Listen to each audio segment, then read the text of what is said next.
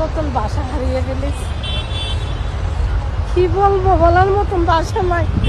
আমার অঙ্গটা জেলা যা, বুকটা জিরা যা, আমাদের প্রার্থনা করার মতন একটা জায়গা নাই। কি কষ্টটা দিয়েছে কারণে দেখাইতে পারতেছে না। তারা হাজার হাজার মন্দির মসজিদ থাকতে পারে, আমরা একটা মন্দির কেন থাকতে পারে না। আমার বোনটা সর্বক্ষণ পূজা দিচ্ছে, হে অসুস্থ হয়ে গেছে, হ্যাঁ শরীরের যন্ত্রণা সইতে পারতেছে না। কি করবো আমি, দেখতে আসছি যে কি অবস্থা দেখি গিয়া। আমার বোনের কোনো রকমে ঠিকানো যাইতেছে না, কালী মারে আমারে নিয়ে যেতে, আমি আর সহ্য করতে পারি না। সব সময় বুঝা দিচ্ছে, আমি যদি অন্তর থেকে বুঝা দিয়ে যাই কালী মাঝে নিয়ে যাবেন, আমি কি বলবো বলার মতন লাগে না। সরকারের কাছে আমার একটা আবেদন, আমরা যদিও আমরা ঈদ দিয়া না দেয়, যেভাবে টিন সেট হোক, যেভাবে আমরা প্রার্থনা করার মতন যেন একটা এই জায়গায় সুস্থভাবে আবার পূজা করার মতন একটু রাস্তা করে দেয়। এই সামনে দুর্গা পূজা আইসা করছে, আমরা কিভাবে পূজা করব, সরকারের কাছে এই একটা নিবেদন। পুনরায় যেন আমাদের টিন সেট হইলে টিন সেট করে আমাদেরকে থাকতে দেখ, প্রার্থনা করার মতন একটা জায়গা করে দেয়। বিশেষ করে এই জায়গাটাতে অনেক বালু, অনেক অনেক কিছু অবদান করছে, অনেক টাকাও খরচ করছে। এই অনুরোধ, নমস্কার। আমাদের প্রার্থনা করার মতন একটা জায়গা নাই। কি কষ্টটা দিয়েছে কারণে দেখাইতে পারতেছে না। তারা হাজার হাজার মন্দির মসজিদ থাকতে পারে, আমরা একটা মন্দির কেন থাকতে পারে না। আমার বোনটা সর্বক্ষণ পূজা দিচ্ছে, হে অসুস্থ হয়ে গেছে, হ্যাঁ শরীরের যন্ত্রণা সইতে পারতেছে না। কি করবো আমি, দেখতে আসছি যে কি অবস্থা দেখি গিয়া।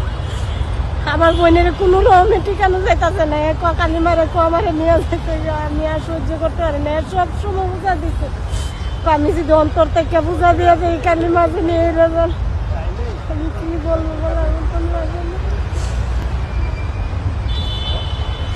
সরকারের কাছে আমার একটা আবেদন, আমরা যদিও আমরা ঈদ দিয়া না দেয়, যেভাবে টিন সেট হোক, যেভাবে আমরা প্রার্থনা করার মতন যেন একটা এই জায়গায় সুস্থভাবে আবার পূজা করার মতন একটু রাস্তা করে দেয়। এই সামনে দুর্গা পূজা আইসা করছে, আমরা কিভাবে পূজা করব, সরকারের কাছে এই একটা নিবেদন।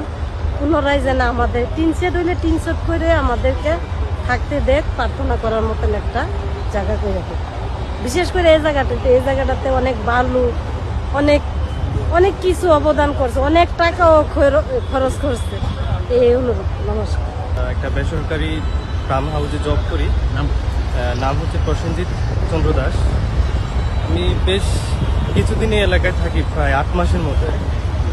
তো প্রায় সময় আমি আসতাম এই মন্দিরে, প্রায় প্রত্যেক সপ্তাহে এখানে আমাদের ধর্মীয় অনুষ্ঠান হয় এবং প্রতিনিয়ত মানুষ আসা যাওয়া করে। তো এখানটায় কোনো ধর্মীয় প্রতিষ্ঠান নাই আমাদের হিন্দুদের জন্য। এই একটা মন্দির ছিল, সবাই আসতো, প্রসাদ দিত, পূজা দিত। পরে শুনলাম এটা বাংলাদেশ রেলওয়ের জায়গা। তো ঠিক আছে, এটা রেলওয়ের জায়গা মানলাম, বাট এভাবে প্রতিমা সহ মন্দির ঘুরিয়ে দেওয়াটা আসলে আমার কাছে অন্তত পক্ষে মনে হয় না এটা সঠিক কাজ হয়েছে। সরকার চাইলে তাদের নিয়ম অনুযায়ী আগে প্রতিমা সরাইয়া তারপর এটা ভাঙতে পারতো অথবা ঘুরে দিত, কিন্তু প্রতিমা সহ ঘুরানোর বিষয়টা সবার একটু নজরে পড়ল আর কি। আর এই ক্ষেত্রে একজন সনাতনী হিসেবে আসলে আমরা খুবই লজ্জিত। এভাবে আমাদের ধর্মীয় প্রতিষ্ঠানটা ঘুরিয়ে দিল, সবার হৃদয়ে একটা আঘাতের মতো। যাই হোক, আমরা চাইব সরকার যেন এই মন্দিরটা আবার একটা নির্দিষ্ট একটা জায়গায় সুন্দরভাবে যেন আবার গঠন বা তৈরি করে দেয়, হিন্দুদের প্রার্থনার ব্যবস্থা করে দেয়। সরকারের কাছে আমার এই মিনতি,